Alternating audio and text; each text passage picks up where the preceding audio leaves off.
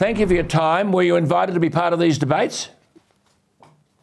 No, Alan, the mainstream media, they stick with the duopoly of Labor and Liberal, these tied old ineffective parties. And I suppose if I was there, they're worried I'd point out all the failings in school education policy. We've got the fastest falling school academic results in the world. The AEMO prediction that under the policies of both Minns and Perrottet, rushing to 100% renewable energy, the lights are going to go out in New South Wales. And today, of course, the news that the Keen Energy Plan, supported by Chris Minns and the other Greens, is driving up electricity prices by 15 to 25% for small business on the default pricing and 21% for residential in New South Wales. So these are massive failings of government, and when Minns debates Perrottet, it's failure versus failure. Yes, that's true. That's true. Just for our viewers Australia-wide, those figures out today about increases in electricity prices, and this is from the Australian Energy Regulator,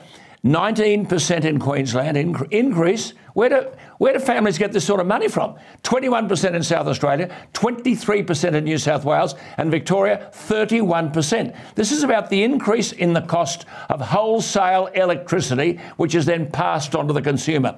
Mark, you can talk about the war in Ukraine surely until the cows come home, but the energy policies of Labor and the Coalition, which are almost identical, will just make this worse.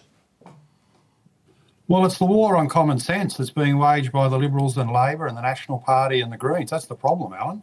I mean, we're the only country in the world that has a thing called rewiring the nation.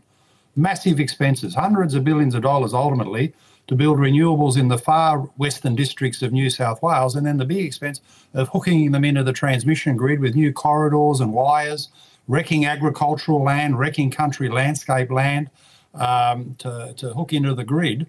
We're the only ones rewiring the nation. And when you say this to the people overseas, they laugh, because the common sense thing in Australia would have been that if you do want to close down the coal-fired power stations, I don't recommend that, but if that's where they're going to go, you've got the people who live on the East Coast, you've got the electricity grid and most of the transmission on the East Coast. If you close down Liddell, if you close down Eraring, put in some small modular nuclear reactors, plug them straight back in without all the rewiring the nation expenses for superior power, a baseload 24/7 power, and now we're getting nuclear submarines. I mean, the debate is really over. If Albanese is saying that it's safe to have 8 nuclear submarines parked in the Port Kembla harbour, safe Labor seats of Whitlam and Cunningham there in the Illawarra, well, it's safe to have them anywhere, but not on water, on dry land for electricity generation.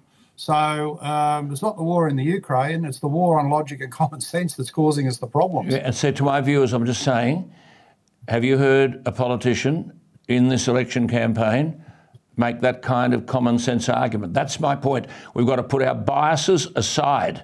We desperately need Mark Latham in numbers to be able to stop the rot.